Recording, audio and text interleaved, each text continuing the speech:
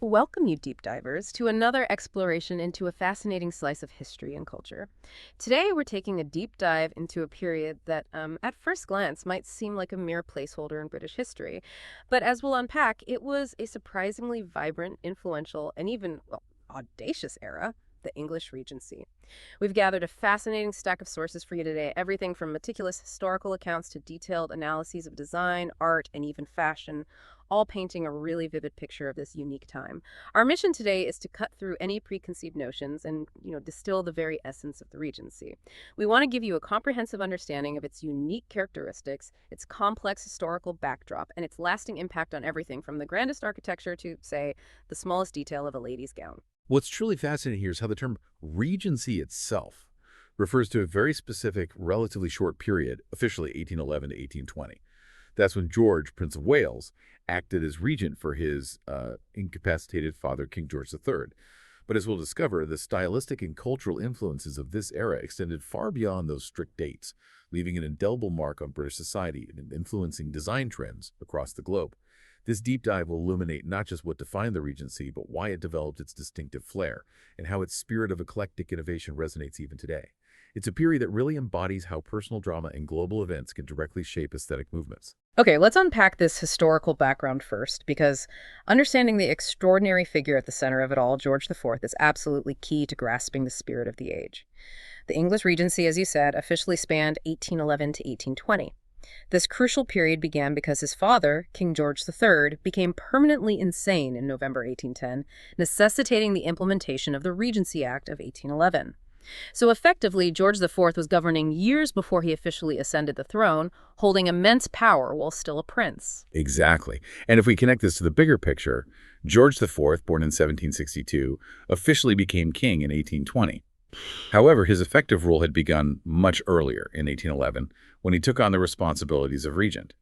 Interestingly, when he finally became king, it didn't really grant him any new powers beyond what he already wielded as regent, which just underscores how much power was concentrated in those pivotal regency years.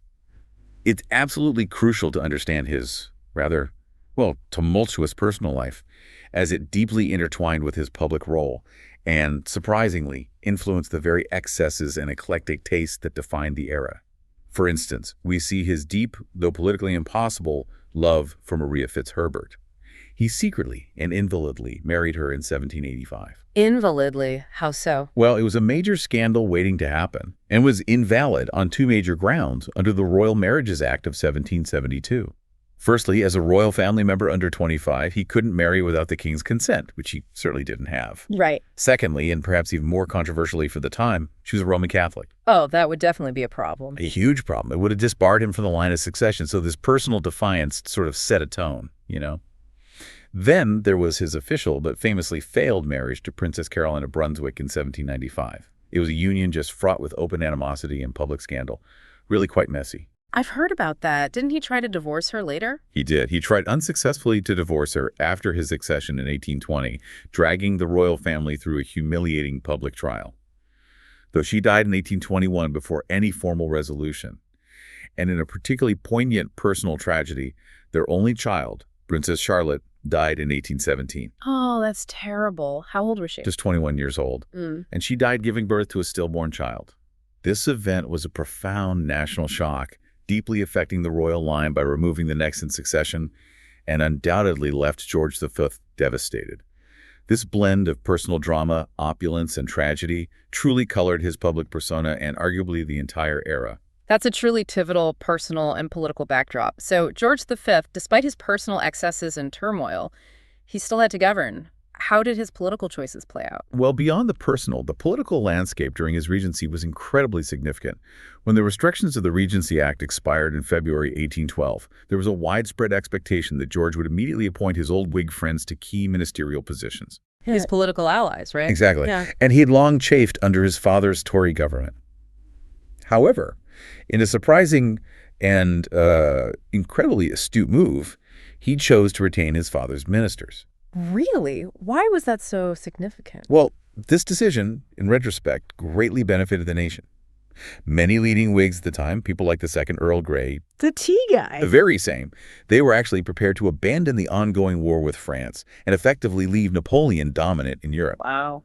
By retaining the existing ministers who were committed to the war effort, George allowed Great Britain and its allies to continue the fight, ultimately triumphing over Napoleon at Waterloo in 1815. So a major historical turning point happened right under his regency. Precisely, a monumental historical outcome that occurred squarely during his regency, cementing his government's legacy on the world stage. So, in a sense, he provided unexpected stability in a time of great personal and national flux. So what does this all mean for the style of the time? Because you might think such a turbulent personal life and significant political decisions would lead to a very specific, perhaps even rigid aesthetic, or maybe a complete break from the past. But instead, this period is also seen as the second phase of the classic revival, which had actually begun earlier in the late 18th century. We're told that relatively few new country houses were built during this time, but a great many were renovated. That hints at a different kind of architectural and design energy, doesn't it? More transformation than creation. That's a really important point. Why renovation over new construction? It suggests a continuation and adaptation rather than a complete break with what came before. Instead of tearing down and starting fresh, the focus was on updating, refining, and perhaps even modernizing existing structures to suit new tastes and functions. Kind of like a historical home makeover show. In a way. This era, therefore, was characterized by profound eclecticism, a deliberate and often theatrical blend, drawing principles from a surprisingly diverse range of sources: classical Roman and Greek antiquity, traditional English forms, and notably, a wildly renewed interest in Chinese styles. Chinese, even then. Oh, yes. And the Prince Regent's personal admiration for opulent French architecture and interiors also played a significant role, which reflects the complex cultural interplay of the time, even during a period of conflict with France. This blend gave rise to a complex yet cohesive aesthetic. We see this structured rectilinear neoclassicism influencing fundamental fixtures like columns, pilasters. Those slat columns against a wall. Exactly. And friezes, architraves, the moldings around doors and windows. Elements of the enduring Georgian style, with its formal symmetry, continued to be influential, but they were now infused with a new energy. And here's where it gets really interesting. The opulent French Empire style, with its imperial grandeur, became a strong influence, alongside the incorporation of ancient Egyptian motifs. Egyptian, where did that come from? Hinting at explorations and influences from far beyond Europe. It truly was a melting pot of aesthetics, showing that even amidst global conflict, art and culture find a way to transcend borders, often driven by the bold tastes of figures like the Prince Regent himself. It suggests that true innovation sometimes comes not from invention, but from audacious combination. Okay, so let's dive deeper into this overarching Regency style itself. You mentioned it's sometimes called the Empire style of England. That's right, because it shares many influences with the French Empire style, though it has its own distinct character. It directly follows the neoclassical Georgian style, which was characterized by its formal symmetry and strict classical influences, often quite restrained. However, the Regency style takes that foundation and adds an unmistakable elegance and a lightness of touch that truly sets it apart. So Georgian is the formal parade, Regency is the elegant dance. That's a great analogy. It maintained the classical roots, but infused them with a newfound elegance and a playful lightness of touch. It's a refinement, a subtle shift in emphasis that makes it truly distinct. At its core, the Regency style drew heavily from specific classical sources. Designers extensively borrowed both structural and ornamental elements from Greek and Roman antiquity. But what makes this classical revival unique in the Regency period is its adherence to a stricter, more archaeologically precise interpretation of antique modes. More precise than before. Yes, compared to the 18th century neoclassicism that preceded it, or even the concurrent French Empire style.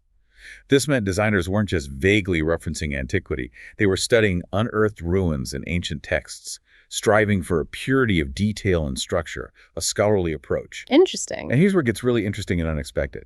An exuberant taste for Egyptian motifs became a prominent part of Regency fashion and design. You mentioned Napoleon earlier. Exactly. This wasn't some random exoticism. It was a direct cultural ripple from Napoleon's highly publicized scientific and military expeditions to Egypt in 1798. Imagine the excitement as these new images and artifacts poured into Europe. Wow, so a military campaign directly influenced interior design across the channel. Absolutely. It shows the global reach of cultural trends even then. So if we look at the defining characteristics of this style, we see that eclectic character we mentioned, a deliberate and often theatrical blend of Roman, Greek, and Egyptian civilizations. In terms of architectural principles, there was a fascinating move toward irregularity and asymmetry in some applications. A move away from strict symmetry. In some cases, yes. A departure from the strict classical symmetry that previously dominated, especially when integrating buildings into the natural landscape. There was also a sophisticated appreciation of historic architecture of all periods, but crucially, not in terms of blind imitation. So inspiration, not copying. Precisely. Adaptation and inspiration, drawing lessons and motifs from the past to inform contemporary design, often with a fresh, less reverent eye. We also see diversity in spatial relationships with greater attention paid to compactness and convenience within design, moving away from purely grand, sometimes impractical layouts. Finally, that intense interest in Greek art and architecture led to designs characterized by a severity of form, a lean, almost sparse elegance with restricted ornament, simple lines, and a renewed emphasis on symmetry in its purer Greek-inspired forms. So it's a mix of simplicity and complexity. Exactly. It's this tension between simplicity and eclecticism, symmetry and asymmetry, grandiosity and convenience that makes the Regency so captivating. It certainly sounds like a brilliant melting pot of influences. But I'm curious, with so many different styles, Roman, Greek, Egyptian, Chinese, Gothic, did this eclecticism ever risk becoming a bit chaotic? Or was there always an underlying thread that pulled it all together into a coherent Regency style? And how did this mixing and matching truly define its aesthetic? That's a great question, and it really gets to the heart of the Regency's genius. While it was eclectic, it rarely descended into pure chaos. The underlying thread was often the pursuit of elegance, balance, and a certain luxurious refinement, orchestrated by highly skilled designers and architects who knew how to combine disparate elements with flair. So the skill was in the combination. Absolutely. You might have a room with classical columns, but also Chinese-inspired wallpaper and Egyptian revival furniture. The coherence came from the quality of materials, the careful proportioning, and often the sheer audacity of the combinations themselves. It was about creating an impact, a statement through thoughtful, often bold combination, rather than strict adherence to one style. Fascinating. So we've painted this vivid picture of the Regency aesthetic in architecture and design. But it wasn't just about the grand structures or lavish interiors. This spirit of elegant transformation was also literally worn on the sleeves of the people. Let's peel back the layers and explore how fashion became another canvas for this era's distinctive flair. Absolutely. For women, the narrow empire line, which had been so prevalent that high waist, straight silhouettes began to evolve. It softened into more of a bell shape. This meant fuller skirts, often gathered or pleated from the high waist, offering a more feminine, perhaps even romantic silhouette. And colors. Was it still all about white? Whites still predominated for gowns, particularly for formal evening wear and summer dresses. White silk or muslin was the epitome of refined simplicity. But stronger dye colors were boldly reintroduced for outer garments. Like coats and jackets. Exactly. We're talking about vibrant pelisses, those long-fitted coats and Spencer jackets, the short-fitted ones that ended just above the waistline, often in contrasting colors. These additions brought a burst of vibrancy and practical warmth. Delving into the details, upper sleeves began to gain small puffs at the shoulder, adding a touch of volume and softness. And lower sleeves had longer cuffs, elongating the arm with an elegant line. A fascinating but short-lived trend saw the English waistline start to move down slightly from its high empire position towards a more natural waist. But only short-lived. Yes, it quickly sprang back up to a high point once French fashions became accessible again after the Battle of Waterloo in 1815. So the end of the war directly impacted waistlines. It really did. This connection to a major historical event, the renewed flow of international ideas, is truly fascinating. Geopolitics influencing fashion. Decorative features also saw innovation. Pintucking appeared on skirts. What's pintucking exactly? It's a series of very narrow, stitched folds that create texture. Initially decorative, but then ingeniously used for lengthening and shortening skirts. Clever. Adjusting hemlines easily? Very clever. Van Dyking, a distinctive zigzag shaping often seen on borders or necklines, was prevalent, adding a geometric edge. Satin stitch was also very popular for embroidery, creating a smooth, solid, satiny surface, allowing for incredibly intricate patterns. Original surviving gowns from this period really testified to the incredible detail, ingenuity, and fineness of these designs, high-level craftsmanship. And what about the gentlemen? Did they embrace this kind of evolving elegance and detail as well, or was their style more about, say, practicality? Gentlemen's fashion in the Regency period showcased a refined, almost understated elegance, a stark contrast to earlier decades. Men of status prided themselves not on elaborate decoration or bright silks, but on the quality of their wool cloth and the precise tailoring and fit of their clothes. So less flashy, more about quality. Exactly. This is a significant shift, truly marking a move toward modern menswear. The earlier interest in elaborate brocaded and embroidered silks almost entirely disappeared. Instead, the upper classes adopted a more country look, emphasizing practical yet sophisticated attire. Men's coats were now made of fine wool, in rural colors like rich browns, deep greens, blues. From the 1820s, these coats developed distinct waist seams, contributing to a more tailored silhouette that emphasized the male form. Tailors became masters, perfecting a range of coat styles for different occasions. And trousers replaced breeches. Yes, pantaloons, which were close-fitting, and looser trousers gradually replaced the more traditional breeches. A more modern look, more freedom of movement. The man about town would consider accessories essential to the riding crop, cane, or umbrella, along with a beaver hat, buckskin gloves, riding boots. Integral parts of the look, not just extras. Well, precisely. Polished and quietly confident. This brings us to iconic figures like Beau Brummel. Ah, the famous dandy. One of the most exacting Regency dressers, his influence was considerable, legendary even. He wasn't noble by birth, but he essentially became the arbiter of fashion, paid extraordinary attention to every last detail, the cut of his coat, the crispness of his linen. Obsessive, almost. You could say that. His hallmark style included pristine white cotton vests and impeccably tied fine white linen stocks and cravats. He epitomized the dandy, not about flashy silks anymore, but immaculate tailoring, perfect fit, obsessive attention to detail, creating an aesthetic of natural ease through impeccable grooming. Spending hours tying a cravat. Exactly. He truly set a new standard for male fashion. And that idea of understated elegance we still value today arguably has its roots right there with him. A true fashion influencer. Okay, from fashion, let's shift focus to the art of the period. You mentioned Romanticism flourished. Yes, moving into the art of the period, the Regency years saw the flourishing of Romanticism in England, offering a striking contrast to the earlier classical ideals that emphasized order, reason, and restrained beauty. Romanticism instead embraced emotion, individualism, the wildness of nature, and the sublime, that sense of awe mixed with terror. A shift from the head to the heart. From the 1760s and 1770s, even before the official Regency began, British artists began painting subjects that departed from strict decorum and classical themes. They favored themes that were bizarre, pathetic, or extravagantly heroic. Then more dramatic, more emotional. Definitely. They defined their images with a distinct style. Tensely linear drawing, bold contrasts of light and shade, creating a dramatic, almost theatrical visual impact. This emotional intensity and focus on the individual, often turbulent experience was a hallmark of the emerging Romantic movement, a reaction against pure reason. Two key artists truly defined this period. First, William Blake. The poet and artist? Yes, English engraver, artist, poet, visionary, known for his exquisite and deeply symbolic works. Considered a principal early Romantic painter in England, evolving his own powerful, unique, visionary images, often blending text and image. An example is his Pity, a color print from around 1795, believed to illustrate lines from Shakespeare's Macbeth, showcasing his fusion of visual art with profound literary themes and his distinct mystical vision. Less literal, more spiritual. Second, we have John Constable. The landscape painter. Another pivotal English Romantic painter, born in Suffolk. Known for his breathtaking landscape paintings of Dedham Vale, now Constable country.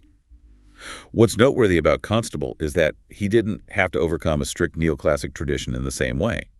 This allowed him to look at the English landscape with a fresh perspective. Focusing on his own surroundings. Exactly. Directly observing nature, capturing its changing moods, the fleeting light, the movement of clouds, rural life, with unprecedented realism and emotional resonance. He made the familiar feel profound. Notable works include Boat Building near Flatford Mill, capturing everyday labor in a serene, natural setting. Also, Salisbury Cathedral from the Bishop's grounds, painted around 1825. As a touching gesture for John Fisher, the Bishop of Salisbury, who commissioned it, Constable included the bishop and his wife in the canvas. Really? Where are they? You can see their figures at the bottom left, subtly placed behind a fence under a tree. A lovely personal connection, adding a charming human element to the grand landscape. That blend of influences in art is truly captivating. And when we talk about the built environment, it gets even more fascinating because the landscapes and buildings of the Regency weren't just functional, they were designed with an artistic vision tied to the picturesque movement. How did this play out in architecture? Precisely. The picturesque movement wasn't just about making things look pretty, it was an aesthetic philosophy, emphasizing naturalistic, often irregular, compositions, moving away from strict geometric formality. Think winding paths, artfully placed follies, cultivated wildness. So making nature look natural, but artfully so. Exactly. And this sensibility extended directly to architecture. Buildings were designed not as isolated monuments, but as integrated, often dramatic, elements within a broader, romanticized landscape, intended to evoke a mood or view. The Regency style of architecture refers primarily to buildings constructed during George I's Regency and later buildings following the same style. This period strikingly coincided with other movements globally. Biedermeier in German-speaking lands, Federal style in the U.S., and the French Empire style. A real global conversation in design. Definitely. Shows a remarkable cross-pollination of ideas. The Regency style built upon the neoclassical Georgian style, but added that elegance and lightness of touch, making it more dynamic, less rigidly formal.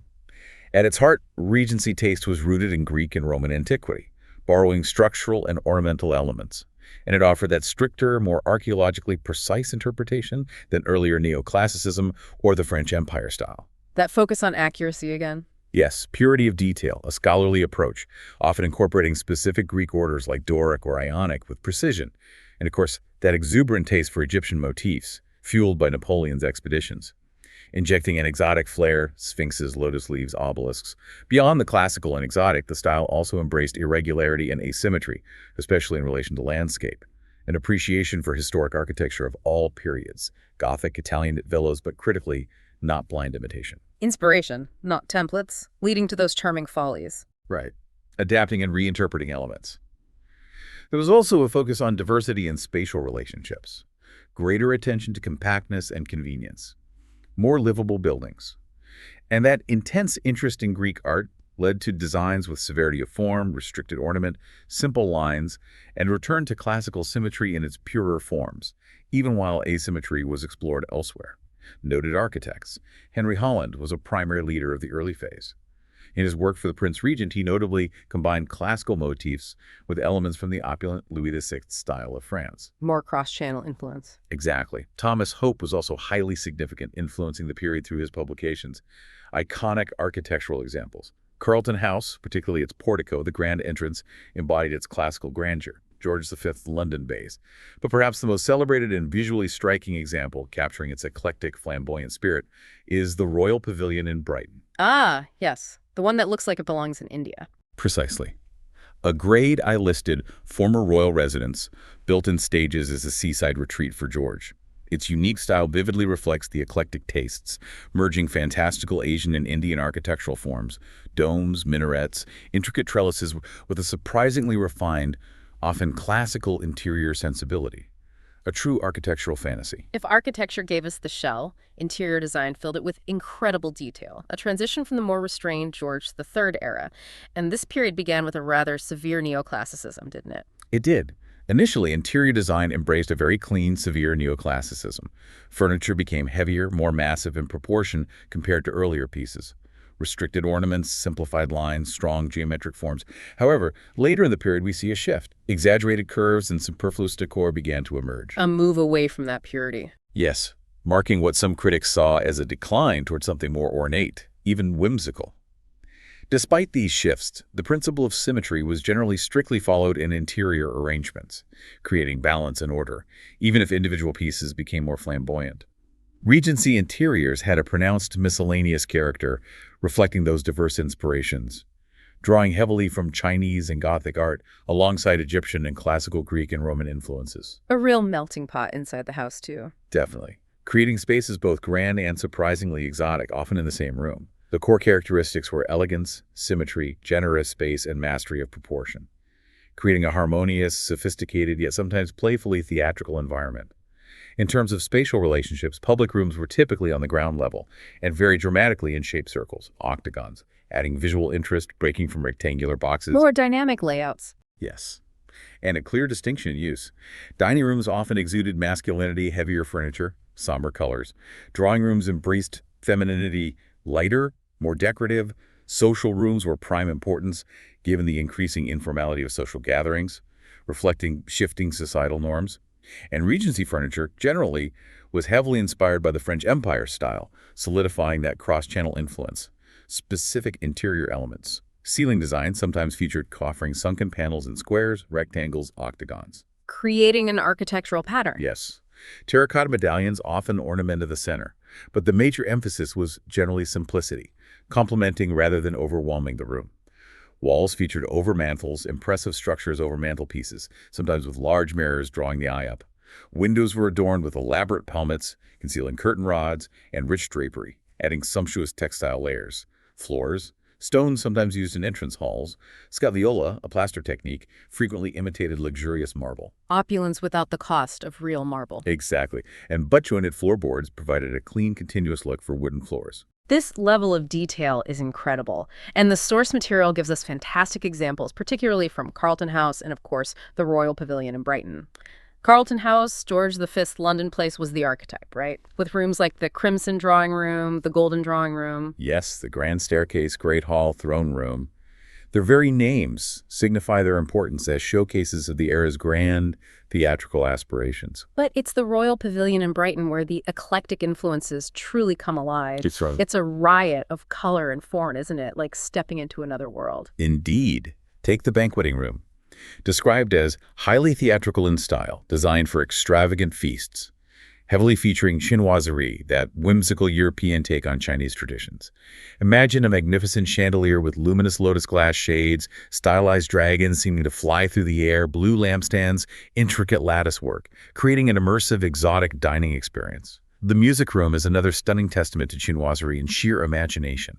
A central pagoda-like structure, intertwining snakes, flying dragons, fantastical and vibrant. Sounds incredible. Sumptuous blue satin draperies, an elaborate Axminster carpet, lighting from a spectacular 9-lotus-shaped chandelier, and the gilded domed ceiling adorned with delicate plaster cockle shells. Cockle shells, a marine touch with the Eastern theme. The perfect example of that Regency eclecticism in action.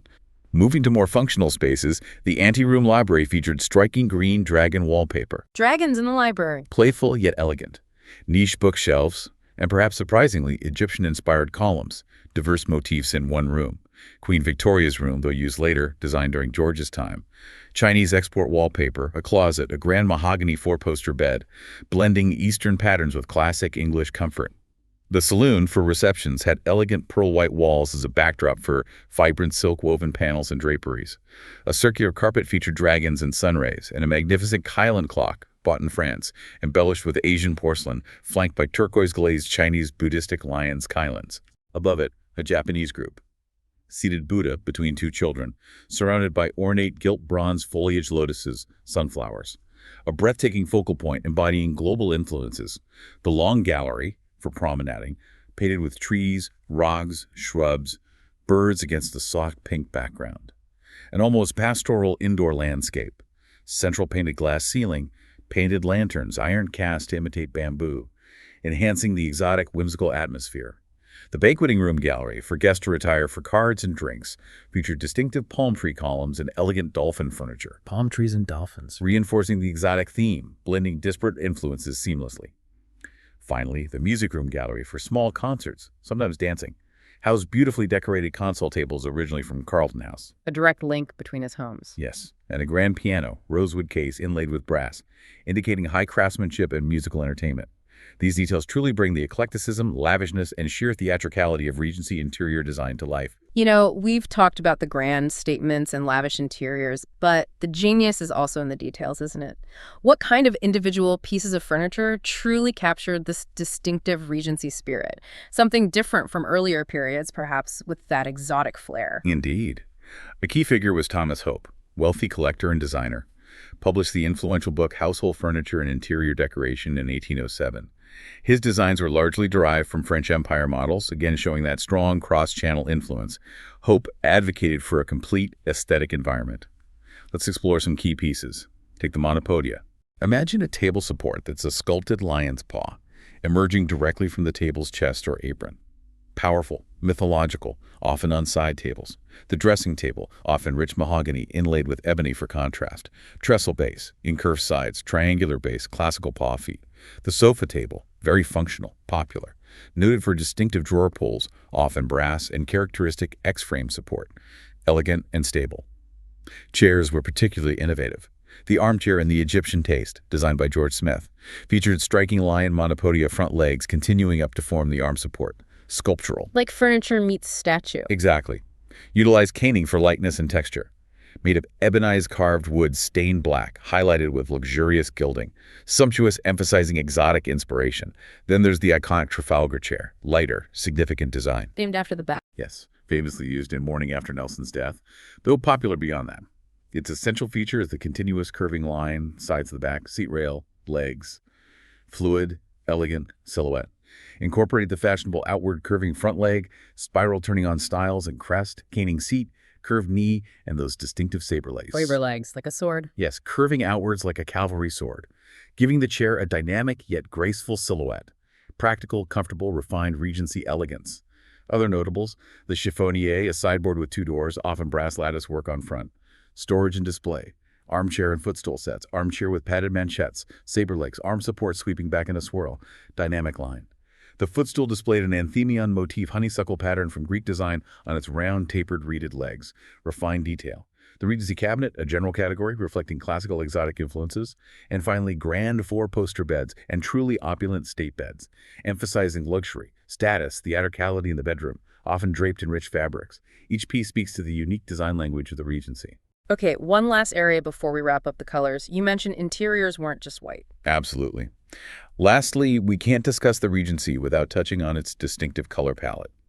While white predominated for many outer garments, interiors and other elements embraced a truly vibrant and impactful range. So it sounds like the Regency wasn't just elegant, it was loud. These weren't muted pastels.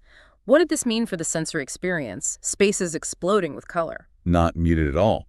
The sources highlight a range of strong, impactful colors that brought incredible life, richness, and even drama. Imagine walking into a room painted in these tones. It would have been a feast for the eyes, a vibrant, almost theatrical experience. A stark contrast to earlier, more subdued palettes. These colors contributed significantly to that theatrical aspect, creating a bold, confident statement. Specific colors included sulfurous yellow, vivid, almost glowing; lilac, delicate yet distinct purple; emerald green, often called empire green, rich, deep, luxurious; crimson, often called Regency red, powerful, luxurious, suggesting passion, grandeur; deep shades of pink, adding warmth, softness, maybe playfulness; strong blues, from vibrant sky to deep navy; strong gold, not just accent gilding, but dominant color, symbolizing wealth, power; and a sophisticated Regency brown, providing grounding and depth, often in wood or earthier tones. So a really rich, bold palette. Definitely. It tells us the Regency was far from quiet or understated. It was bold, confident, unafraid to make a visual statement, celebrating opulence and exuberance. We've journeyed through the intricate layers of the English Regency, from the surprising historical backdrop of George V's rule and tumultuous life, to the bold aesthetic choices in art, fashion, architecture, interior design. What really stands out to me is how this era, though brief, was a true melting pot of global influences, creating a style both elegant and surprisingly theatrical, reflecting a society in change and a Prince Regent with, well, very individual taste. If we connect this to the bigger picture, the Regency was a period of both personal and national upheaval, wars, politics, tragedy. Yet, amidst this, it birthed a distinct cultural identity, characterized by profound eclecticism, a bold embrace of new classical and exotic influences, and that luxurious refinement. It truly demonstrated how art and style can not only reflect the inner turmoil and aspirations of a society and its rulers, but also act as a powerful means of expression for its evolving identity, pushing boundaries, daring to combine the unexpected. It makes you wonder, doesn't it? What does this incredibly eclectic transitional era tell us about times of rapid change in any period? And how do those periods often give rise to the most unique and enduring forms of artistic expression? Perhaps by embracing diverse influences and daring to combine them in new ways, societies can create something truly timeless. This raises an important question for us all. When we look at periods of significant historical transition, do the dominant aesthetic trends merely mirror the societal shifts occurring around them, just reflecting the times? Or do they, in fact, influence and even catalyze those changes, pushing cultural boundaries and shaping perceptions in a more active way? Something to consider long after our deep dive today.